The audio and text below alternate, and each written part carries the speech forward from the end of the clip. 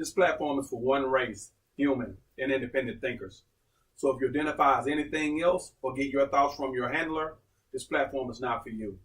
For those who have your own open, independent mind, welcome to We Act the Truth.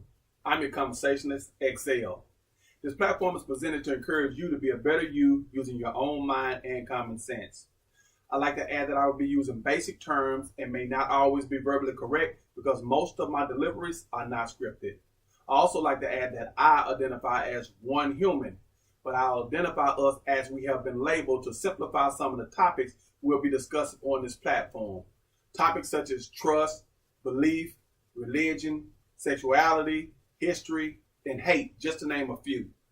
I'd like to start out by doing a clarity test. I'd like to ask you to identify your life as this sheet of paper. And everything on this sheet of paper is what you're dealing with or going through in your life. The list may differ. I'd like to ask you to navigate yourself through your life clearly and see what you can improve on, what needs immediate attention, what you can do without in your life, what needs more attention in your life. But before you navigate yourself through your life, I'd like to ask you to allow me to connect you and your life together as one. Now I'd like to ask you to navigate yourself through your life clearly. Can you do it? Impossible? What about now? As long as whatever you're dealing with or going through in your life, when you're in the midst of your own life, it's difficult to see your own life clearly. So you have to learn how to remove you from you to see you clearly. Today's topic will be based on sexuality. And I'd like to start that topic out with those that are born with the intersex condition. Now, I like to say that I identify hermaphrodite as an animal born with both reproductive organs. And human that are born with both reproductive organs, they are identified as those that are born with the intersex condition or intersexed. So I like to start out with discussing their condition. If they're born with, I'm going to start out by saying if you are lucky enough or fortunate enough to have a child, and if you don't have any now, let's say if you do have some now, let's say that you're just entering parenthood, and your child is born with the intersex condition, and you're forced to remove either the penis or the vagina. It's no choice. You must remove one. And the first thing you do as a parent is consider what you want in a child, not what's best for the child, but your independent thought is first of, I've always wanted a son. I've always wanted a daughter. And the first thing you'll do is think about you, because it's impossible to know what the child wants at that moment. So when it's time to make the decision of which sex organ to do away with, you decide to do what's best in your interest and say, I want that boy that I want. And so you have the vagina done away with. And so as that child grows, you can't figure out why that child has a desire to look at a man with sexual desires. Or maybe you do. Maybe you realize that you made the wrong choice. You had the wrong sexual anatomy removed, and it was impossible to determine what your child wanted at that time. The point I'm making is just as well as had you chosen the vagina and done away with the penis, when that child desired that of which you chose to give it, the situation is still the same. In reality eyes, they are identified as either homosexual, gay or lesbian. I don't know how to distinguish the terms of that preference, but they would be considered as a lesbian or a homosexual. But in that scenario, as I presented it, who's at fault? If you do away with the vagina and your child grow up to love penis, whose fault is it? Who made the decision? You did. I said that to bring this sexuality concept to this point. When people that are born gay, it's easy for society to ridicule them because think about this. That same child that was born with the intersex condition, that child is you. That child is designed and created from your DNA. And you made a choice because you had a choice. No matter if it was the right choice or wrong choice, when they become adults and have their sexual preferences, that choice was yours to make. And it's pretty much clear if you made the wrong choice, they have to suffer because the society will view them as a damnation. But what would you do? Because you put them in that position. Would you not want them to forgive you because you made the wrong decision? At the end of the day, would you love them even more because you made the wrong decision? The point I'm making is those that are born with the intersex condition, their mind is solidified. It's hard to determine what they want when they're babies and even when they become toddlers. It's hard to determine what they want when they become toddlers.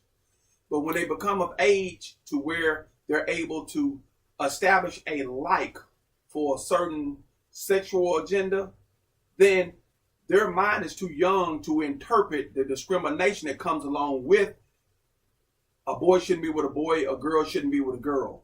Their mind is too young to interpret the discrimination that goes along with that. But once again, the scenario, had you put them in that position, would you love your child any less because you did that to them physically? The point being made that those that are homosexual, they have that mind. But unfortunately, you didn't have the choice to either remove the penis that they were born with or the vagina that they were born with. But nonetheless, they were still born with the mental ability of those that are born with the intersex condition. So at the end of the day, when you don't have that choice to make, the facts still remain. They are your DNA. Your DNA made the child that you are meant to love if you're going to bring that child into this world. Now I would like to speak on the terms of, how can I word this? Those that are loose and those that are players. You know, no matter if you are a woman that identifies as a man or man that identifies as a woman, or as is labeled as heterosexual. If we're heterosexual or whatever, let's say time has made us realize that a loose person is what we know as, if you give it up on the first day, the loose person is who? The woman, correct. And the player is who? The guy. That's what we think. But let's be real. Let's push it away and look at it as a whole. A man will pursue a woman. And as long as he doesn't rape that woman, he's waiting in the wing and anticipating what it's going to be like, and is the day she's going to choose him. Key word, she choose. She choose him. She choose when she want the man. The man is always willing and ready. I mean, it's like, and then as soon as it transpires and it happens, it takes place, then guess what? If it happens on the first night, then guess what? The man get the props of being the player, and the woman get the baggage of being loose. Because that's what society has deemed to be true. But in reality, guess what? You're waiting around and you have no control. If you don't rate that woman, no matter if you are a female who identifies as a man or a man that identifies as a man, and a man that identifies as a woman and a woman that identifies as a woman. I want to make this clear so there's no discrimination. As long as you identify as the male, and the female identify as, and the one half identifies as the female, nonetheless, even in that situation, you have to wait until that woman decides that she wants you. So in actuality, who is the one that's in control of this whole thing? It's hard to say that the player don't have control. The player is the one that have control. And it's the woman that will simply say, "What, you know what? I think I want to see what you got going on." And it's also the woman to say, "Not today." Guys will play the old role that, well, I got to respect that because, she know her body and all of this. It's not that at all. It's simply as the woman has to determine, if you're not going to rate the woman, she determined when she's ready to see what you are about.